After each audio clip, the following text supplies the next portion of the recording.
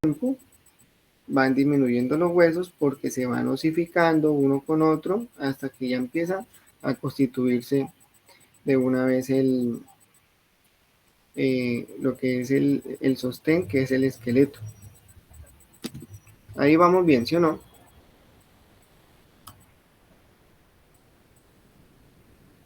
Sí, señor. Ok. Entonces, el esqueleto humano es un conjunto de huesos articulados constituidos por 208 huesos, ¿cierto? Todas estas vainitas acá, todo esto no es unos manchones, no, todo eso es letra y eso ustedes se lo tienen que aprender. Ahorita han cambiado mucho las cosas, probablemente no se los aprendan todos, pero a nosotros, eh, digamos, nos colocaban un cráneo y nos decían, esta figurita o este alfiler que está de color verde, ¿qué agujero representa? Vaya usted a ver si sabía o no. Y tome su cero, porque así eran las cosas en ese entonces. Ahorita es un poco más laxo.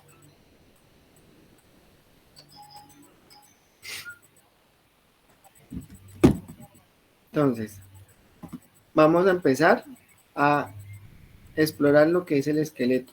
¿Cómo se explora una persona, un paciente? No es de los pies hacia arriba, no, es de arriba hacia abajo. Entonces, esto se llama céfalo y abajo se llama caudal. Entonces, la exploración de una persona siempre tiene que ser céfalo-caudal. ¿Listo? Empezamos. La cabeza y el raquis. La cabeza, pues, está constituido por lóbulo frontal, parietal, temporal, occipital, ¿cierto? Esta es la parte superior, perdón, esta es la parte superior, ¿cierto? Donde acá encontramos lo que es el maxilar, ¿cierto? Esta sería el agujero por donde va a pasar la médula espinal, ¿cierto? Y esta sería la parte posterior o si no la base del cráneo, ¿ok? En la base del cráneo, o sea, aquí en este ladito, es donde se va alojar la médula espinal, donde va a entrar la primera y segunda vértebra que se llaman atlas y axis, ¿cierto? Y de ahí para abajo, pues vamos a tener 7 vértebras cervicales, 12 vértebras torácicas, 5 vértebras lumbares, el sacro y el coxis, ¿sí? En total, ¿cuántas vértebras son?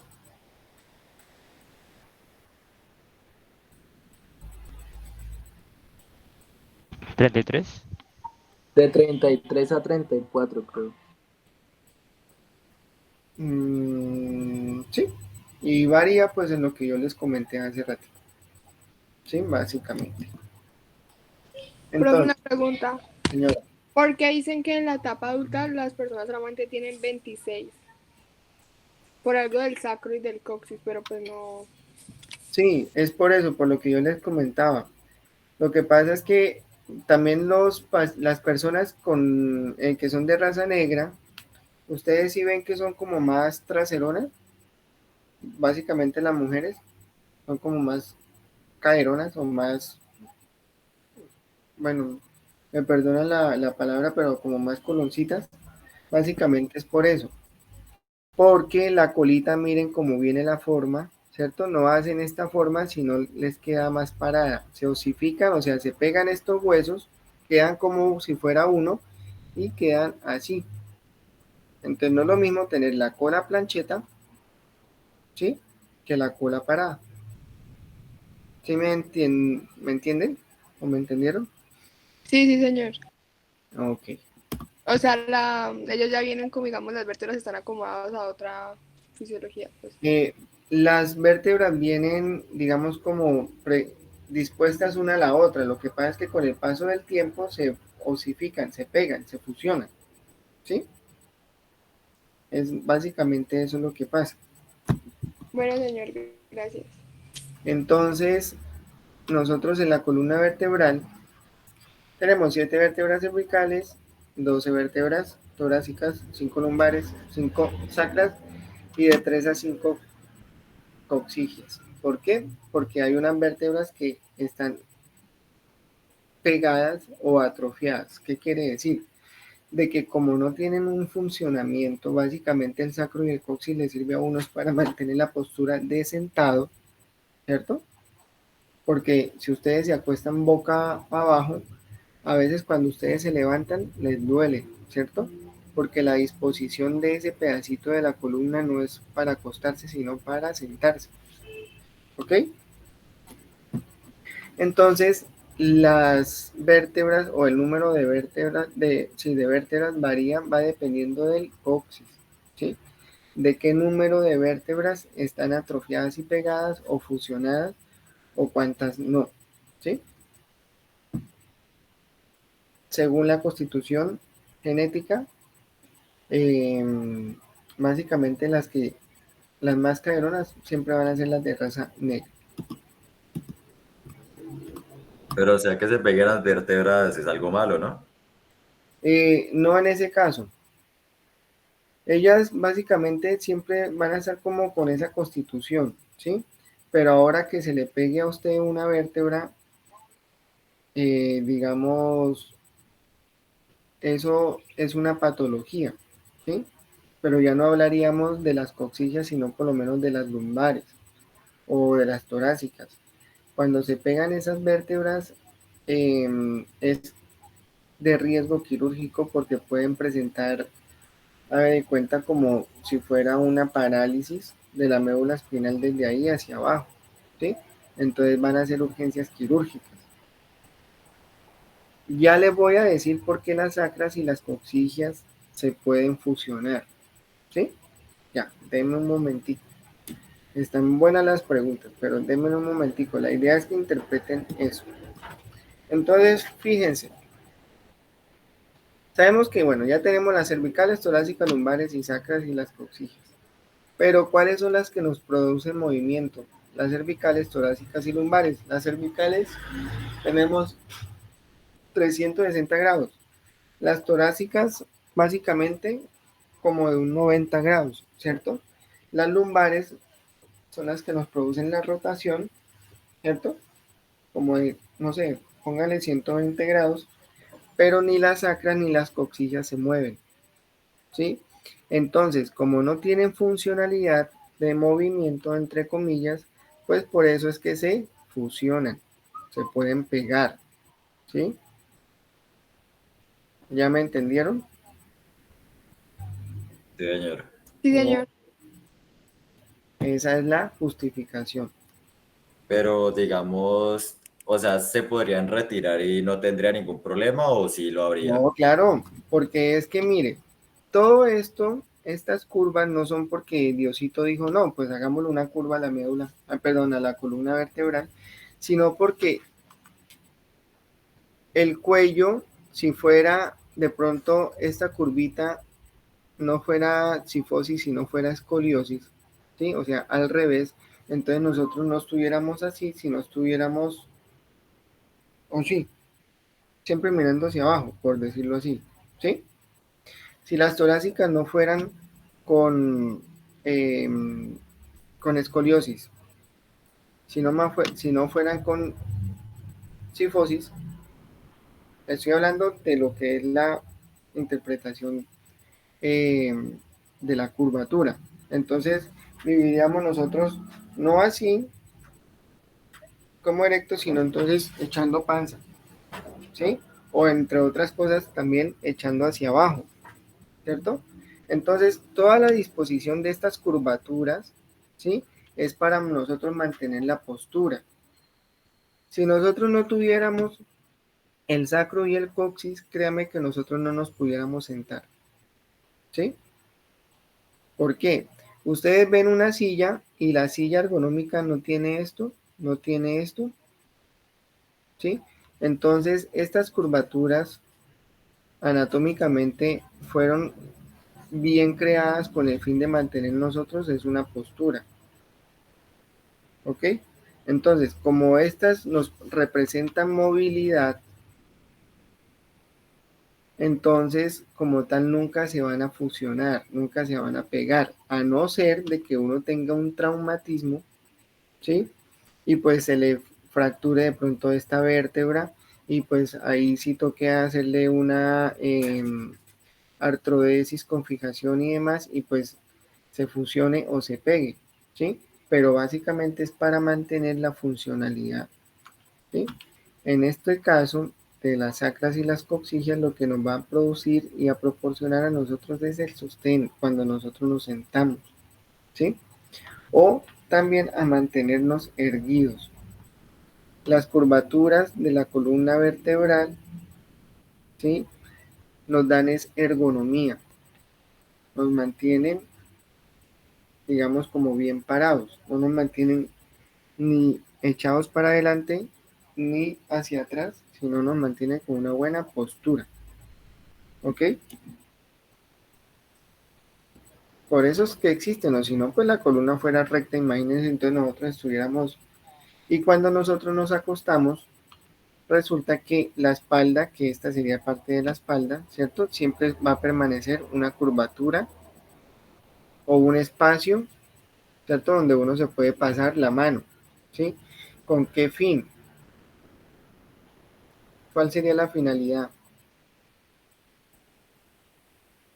De reposar las estructuras retroperitoneales que uno tiene a nivel del abdomen, ¿ok?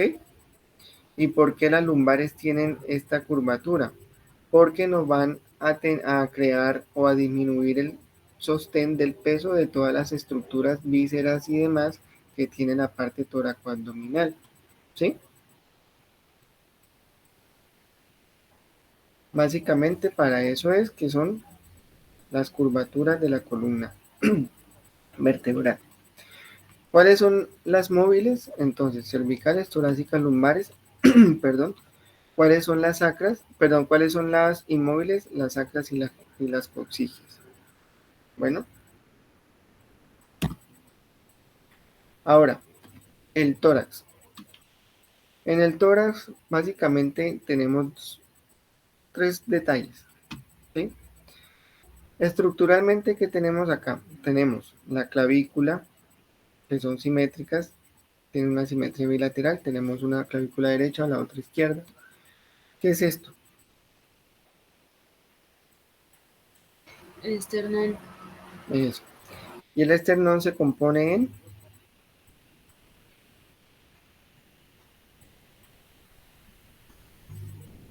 cabeza, cuerpo y cola.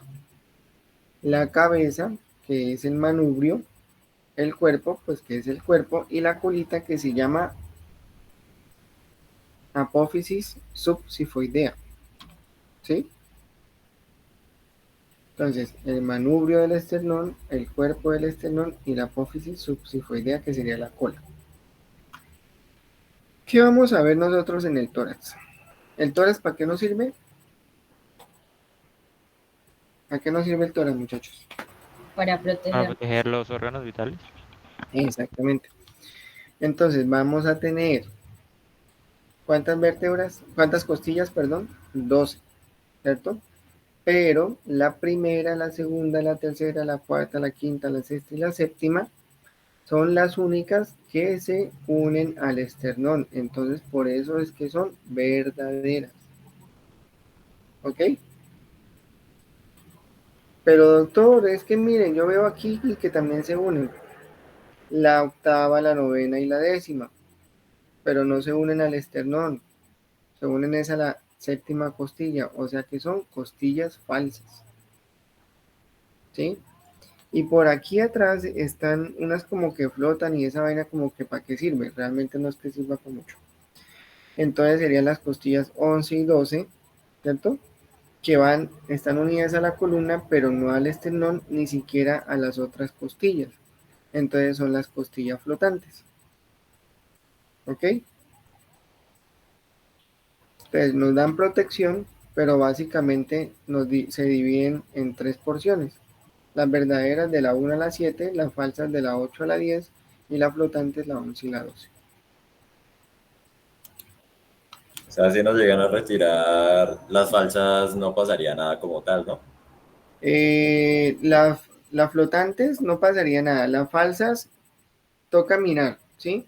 ¿Por qué? Porque es que la estructura digamos, acá están los pulmones, aquí está el diafragma, por acá está el otro pulmón izquierdo y el corazón, ¿sí? Acá las costillas falsas pueden, digamos, como proteger una parte también del hígado, ¿sí? Más sin embargo, la flotante sí no protegen absolutamente nada. Entonces, si yo quito la flotante, que es la 11 y la 12 costillas, pues probablemente no es que pase mucho. De hecho, cuando hay personas que necesitan eh, injertos óseos, esas son las dos costillas que quitan, ¿sí? Por ejemplo, cuando hay una fractura, digamos, de este brazo, pero no encuentran o no encontraron este pedazo o se necrosó o hizo una osteomelitis, quitan una costilla de esas, hacen un procedimiento sintético y colocan todo ese hueso ahí. Y a Dios gracias de como tienen toda la celularidad propiamente de él, pues no va a hacer reacción ni va a hacer absolutamente nada, ¿cierto? Y lo que hace pues es regenerar el hueso, ¿sí? Entonces, de la octava a la décima costilla son falsas, sí, pero también protegen órganos ya hacia la parte de abajo abdominales, que son el hígado, puede ser la parte del estómago que estaría por aquí con el intestino delgado, ¿cierto? Duodeno, yeyuno y león, y por aquí está el vaso. ¿Ok? ¿Vamos bien? Sí, señor. Sí, señor. Sí, señor.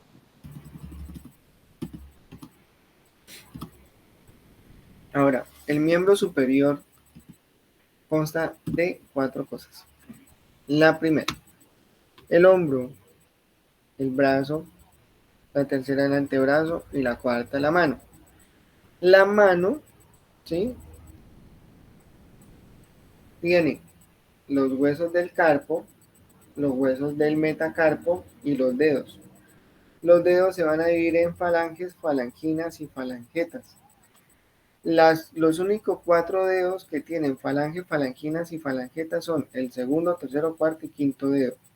El primer dedo tiene que falange y falanginas, ¿sí? Entonces, por lo menos cuando yo les diga, ¿cómo distingo yo el meñique del dedo gordo o del pulgar? ¿Cuál es la diferencia entre el meñique y el pulgar? La ubicación y el tamaño. ¿Qué no tiene el pulgar que tiene el meñique? Las falanginas, profe. Las falangetas, ¿cierto? Porque el pulgar tiene falange y falangina, y el meñique tiene falange, falangina y falangetas, ¿sí? Entonces, siempre el radio va a estar donde está el pulgar, ¿sí? Entonces, una mnemotecnia que ustedes se tienen que aprender es que dónde está el radio.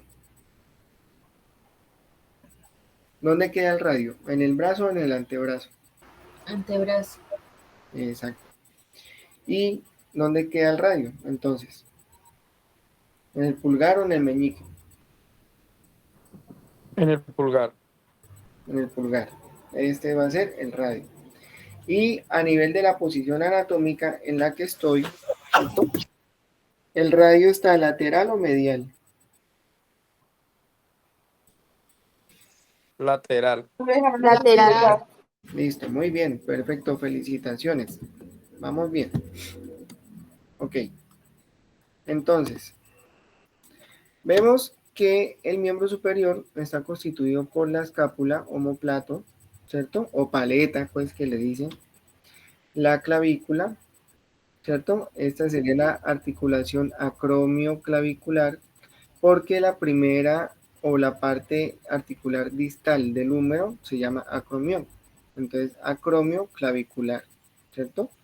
Y acromio escapular, ¿ok? Tenemos el húmero, que es un hueso largotote, ¿cierto? La articulación del codo y lo que ya dijimos, el radio y el cúbito. Resulta que el cúbito en otras anatomías se llama ulna, entonces no se vayan a equivocar, acá le vamos a decir cúbito, ¿ok? y los huesos de la mano que ya habíamos hablado. Falange, falangina, falangetas, y estos son los huesos del carpo, que son los que yo les había comentado hace ratico, los huesos de la muñeca. El metacarpo, que son los huesos de lo que hace parte de la palma de la mano, ¿cierto? Y los dedos. Este es el derecho, este es el izquierdo. Recuerden que siempre hay una simetría bilateral. Y el miembro inferior está constituido por la cadera, por el muslo, por la pierna y el pie. Entonces, la cadera, la pelvis, ¿cierto? Esta es la articulación acetabular, ¿ok? Este es el fémur, esta es la patela o la rodilla. Entonces, a la rodilla le dicen patela en algunas anatomías, ¿cierto? Y aquí va a ser lo mismo en el caso del pie. Vamos a tener huesos del tarso, el metatarso y los dedos. ¿Quién preguntó? Profe, ya no se le dice rótula. Sí, se le dice rótula, pero a veces también en algunos libros dicen patela, ¿sí? Entonces la invitación con ustedes es que no se queden solamente con un nombre. Básicamente siempre tengan dos, ¿sí? Porque si no se van a empezar a perder. Bueno, Doc, entonces, si el radio queda en el pulgar, entonces el cúbito es el del meñique. el cúbito es el del meñique, sí señora. Listo, gracias. ¿Ok? Y el cúbito entonces sería ¿qué? ¿Lateral o medial? Medial. El medial. Medial. Sería medial, muy bien. Muy bien, muy bien. Entonces, en este caso aquí, que estamos hablando del miembro inferior, ¿cierto? Resulta que aquí es diferente la cosa, porque la posición anatómica, ¿cierto? Nos dice que los pies tienen que estar mirando hacia el frente. No podemos cambiar a pronación o a súplica, ¿cierto? El pie. Entonces resulta que la tibia va a estar, ¿qué? ¿Lateral o medial?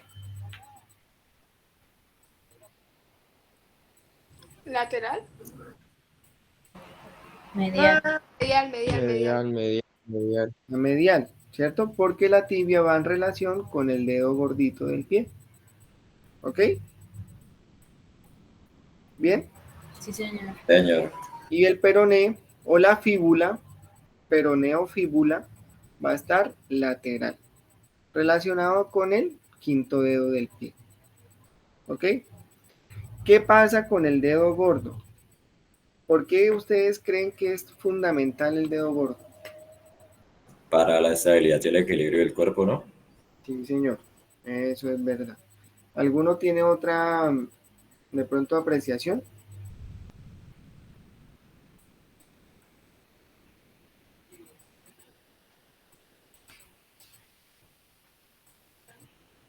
Ok, listo. Básicamente sí es para para el equilibrio. ¿Por qué? Porque imagínense ustedes arrancar a correr con el dedo meñique. O cómo ustedes caminan. Ustedes no caminan con el meñique. Siempre el primer apoyo va a ser el dedo gordito del pie. ¿Sí? Por eso los pacientes que tienen pie diabético, los pacientes que tienen de pronto enfermedades arteriales oclusivas crónicas, ¿sí? Siempre ellos van a tener tendencia a caerse, ¿sí? No tanto porque dicen, ay no, se desvaneció, le dio un infarto, alguna cosa, no, básicamente es porque como ellos tienen limitación para esos dedos o probablemente también se los habrán amputado, pues el riesgo de desequilibrio, ¿sí? O de pérdida del equilibrio y de pronto inclusive de la marcha, limitación para la marcha es muy alta. ¿Ok? Bueno, entonces continuamos. Con la parte de la artrología, pues ¿qué nos va a estudiar? Las articulaciones, que es un conjunto de elementos que unen los huesos entre sí. Pero resulta que lo bacano de la artrología es que se nos van a dar las cosas por medio de palancas y engranajes. ¿Ok? ¿Qué son palancas y engranajes? ¿Qué vieron ustedes en biología por allá? Pues palanca sería como lo que hace la fuerza y los engranajes, como las articulaciones que permiten el movimiento. Uy, sí. Venga, ¿cuál es su nombre? Harrison Pérez. Harrison. Muy bien, Harrison. Sí, básicamente es eso. La palanca es la fuerza y los engranajes son como la capacidad del articular para ejercer esa fuerza. ¿Ok? Y entonces nos vamos a encontrar con muchas cositas novedosas. Entonces, decimos que hay unas clasificaciones para definir las articulaciones, ¿sí? Según el movimiento, sin artrosis. ¿Qué quiere decir? Pues de que no van a tener articulaciones. Entonces son articulaciones, entre comillas, que van a ser inmóviles, rígidas o fijas. Las sínfisis, que son las ligeramente móviles, y las diartrosis, que son las completamente móviles. Las vemos acá. Sin artrosis, el cráneo. Las suturas del cráneo son, entre comillas, articulaciones, pero son inmóviles. No nos representa absolutamente nada. ¿Sí? Las anfiartrosis, como las de la columna, ya habíamos hablado que nos produce extensión y flexión de la columna, ¿cierto? Entonces, tiene movimiento, pero muy limitado. Las diartrosis, que son generalmente las que movemos o se mueve toda la articulación, son las más, digamos, como importantes, entre comillas, para el funcionamiento de la estructura del cuerpo. ¿Dónde las podemos encontrar? Básicamente es en el hombro, ¿cierto? Y en la cadera, ¿ok? Entonces, según la base histológica, pueden ser fibrosas, que se van a dividir en suturas, sindesmosis o gónfosis. Entonces, las fibrosas van a ser parte de la sinartrosis, ¿sí? Según la base histológica. La anterior era el movimiento, ¿cierto? Según la base histológica, las cartilaginosas son las sínfisis y sincondrosis, que básicamente son las que tienen poco movimiento. Y según la base histológica también pueden ser sinoviales, ¿cierto? Que son las que tenemos, las que nos van a proporcionar más movimiento, ¿cierto? Y que encontramos todo este montón. Esferoideas, elipsoideas, sillas de montar, trocleares, trocoides o planas. Entonces, miren todos los engranajes posibles que hay en el cuerpo, ¿cierto? Para poder hacer una palanca. ¿Ok? Entonces, ¿dónde creen ustedes que podemos encontrar esta? Que nos da completamente el movimiento para todo lado. En el hombro y la rodilla. No, En el cuello, la cabeza, ¿no? no. Relacionen esto con una articulación. La formita, La cadera. la cadera. También el hombro. Esta, generalmente, a nivel de las articulaciones de la muñeca, ¿sí? Que se llama condroliana. Estas son articulaciones planas.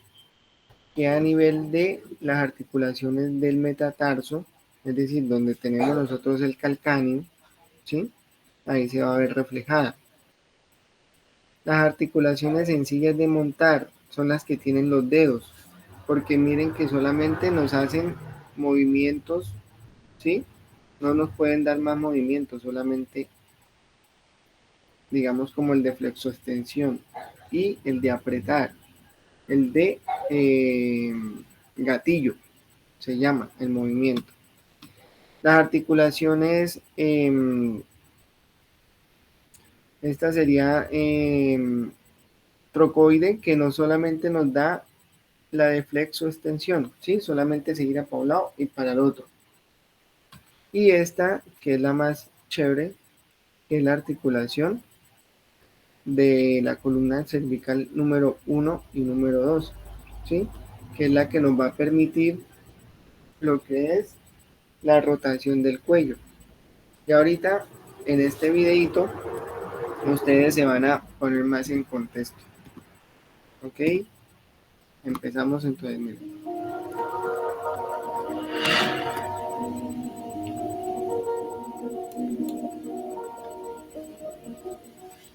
¿Qué tal? Buenos días a todos, espero que se encuentren muy bien. El video de hoy vamos a ver los tipos de articulaciones.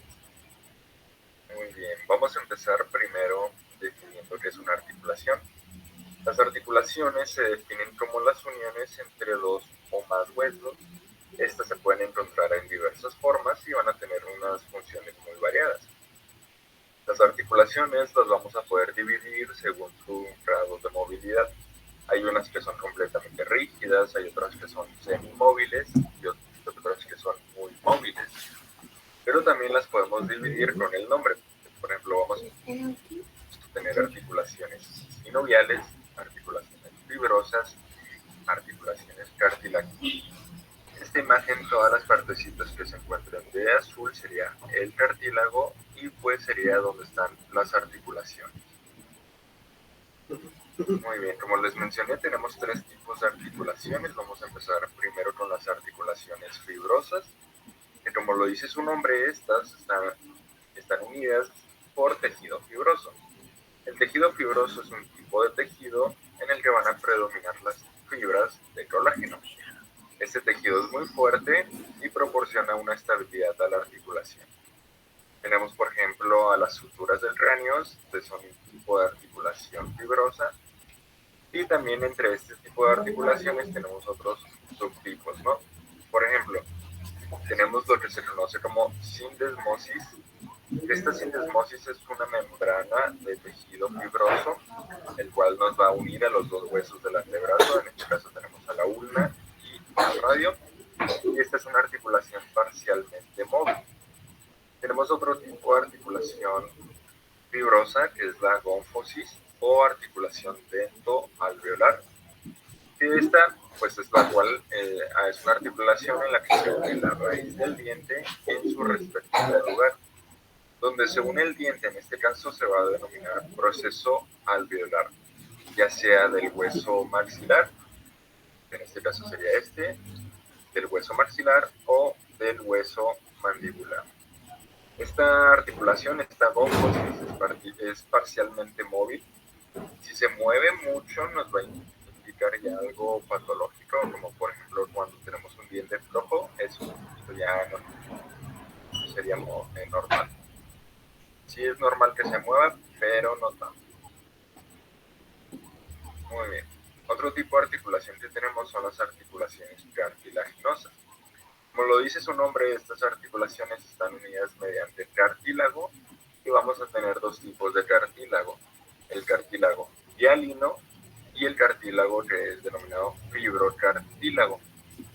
Por lo tanto, bueno, primero hay que ver que tenemos dos tipos de articulaciones cartilaginosas, una primaria y una secundaria. En este caso, las articulaciones cartilaginosas primarias, que también son denominadas sincondrosis, están unidas por cartílago hialino. Estas van a permitir un movimiento parcial, son uniones temporales y, por ejemplo, tenemos a la lámina epifisaria. Si no sabes qué es la lámina epifisaria, te invito a que chequen mi video anterior de sistema sistémico. Recuerden que la lámina pues era la unión entre la diáfisis y las epífisis, y que cuando el hueso aún no se terminaba de osificar, pues aún esta partecita quedaba como cartílago, y ya cuando en las etapas finales de osificación del hueso, pues ya se osificaba, ¿no? Ya se transformaba en hueso. El otro tipo de articulación cartilaginosa es la secundaria, o también denominada sínfisis.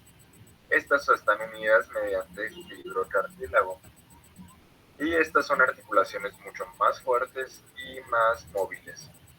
Estas principalmente se encargan de dar potencia a los movimientos y de absorber los choques. Por ejemplo, tenemos a los discos intervertebrales de la columna vertebral,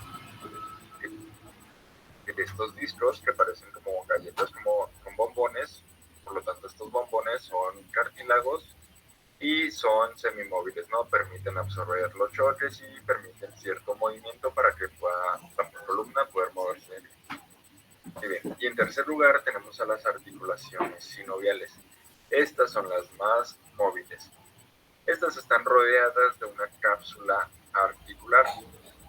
La cápsula articular, recuerdan cuando vimos bolsas, la cápsula articular se va a componer de una membrana fibrosa externa y de una membrana sinovial interna.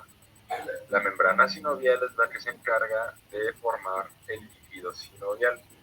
Y recuerden, el líquido sinovial va a funcionar como si fuera un lubricante. Por lo tanto, cuando nosotros movamos, por ejemplo, una flexión o una extensión, en este caso es de la articulación de la rodilla, pues ese líquido sinovial nos va a ayudar a deslizar y a evitar la fricción. Estas principalmente son las articulaciones sinoviales. Y estas a su vez se van a dividir en 6 tipos más. Muy bien, entonces tenemos estos son los 6 tipos de articulaciones sinoviales y se van a clasificar según la forma de sus superficies articulares y el tipo de movimiento que hagan. Recuerden que la superficie articular pues será la parte del hueso que se va a unir con el otro hueso.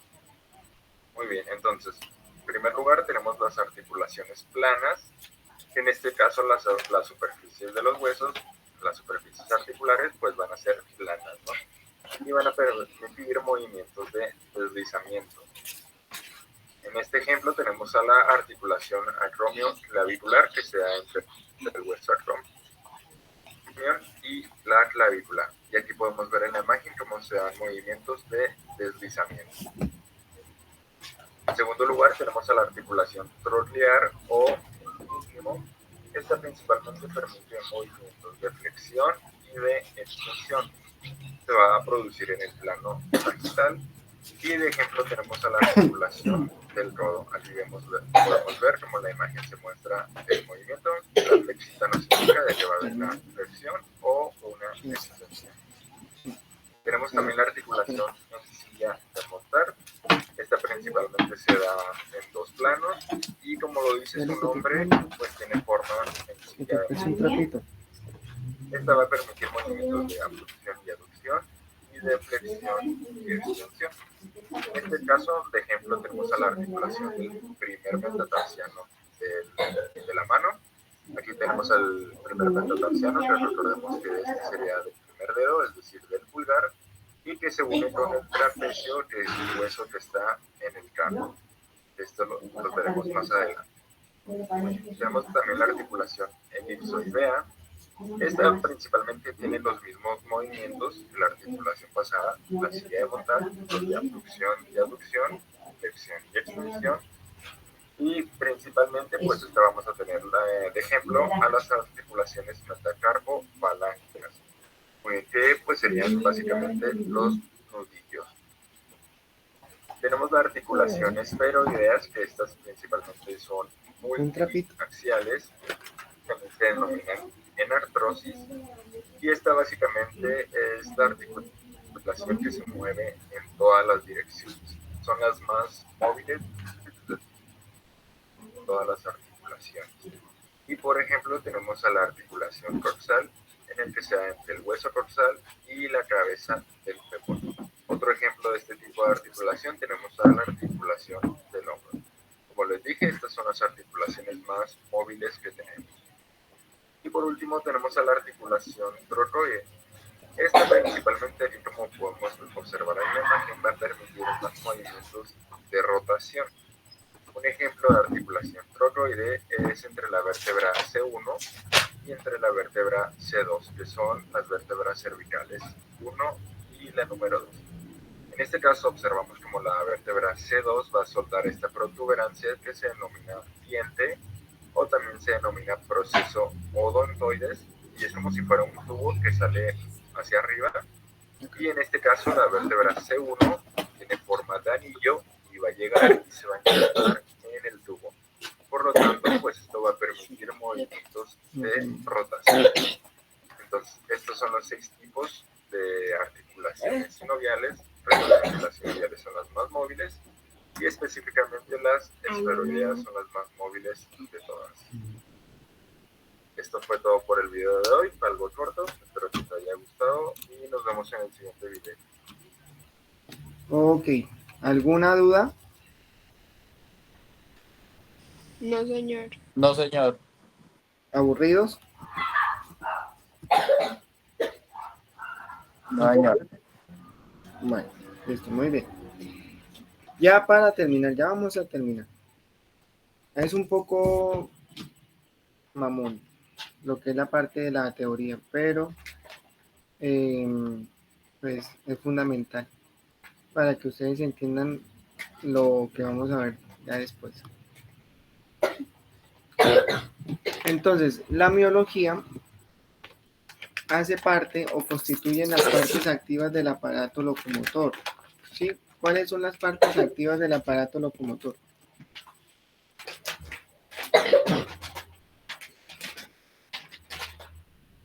Los músculos. ¿Sí o no?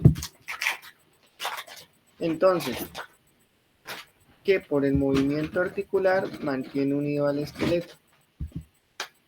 Nos va a dar estabilidad a la articulación. ¿Por qué? Porque vamos a tener unidos los músculos mediante las inserciones a nivel de los huesos. ¿Sí? Determinan la forma, la posición y postura del individuo porque dependiendo del sitio, ¿sí? El músculo va a ser de forma diferente.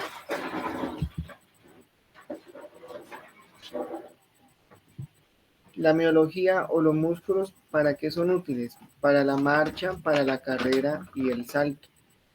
¿Sí? Teniendo un buen tono, una buena forma y una buena postura. ¿Ok? La clasificación histológicamente es estriada esquelética, estriada cardíaca o miocárdica y lisa. ¿Dónde vamos a encontrar nosotros músculo estriado? En todas las partes o todas las regiones de anatomía larga, es decir, brazos o miembros superiores, miembros inferiores. Músculo estriado esquelético. ¿Dónde vamos a encontrar nosotros el músculo estriado cardíaco? En el ¿Dónde corazón. creen ustedes? Corazón. En el corazón, y es en la única parte, ¿cierto? ¿Y dónde vamos a encontrar nosotros el músculo liso? En los órganos. En los órganos. ¿En dónde más? ¿Dónde más? Vísceras. En los vasos sanguíneos. En los órganos internos. En los vasos sanguíneos, en las vísceras, en los órganos internos, que básicamente eso está a nivel toracoabdominal. ¿Listo? Los vasos, claro que sí, están compuestos de músculo liso. ¿Sí? Entonces, resulta que como para nosotros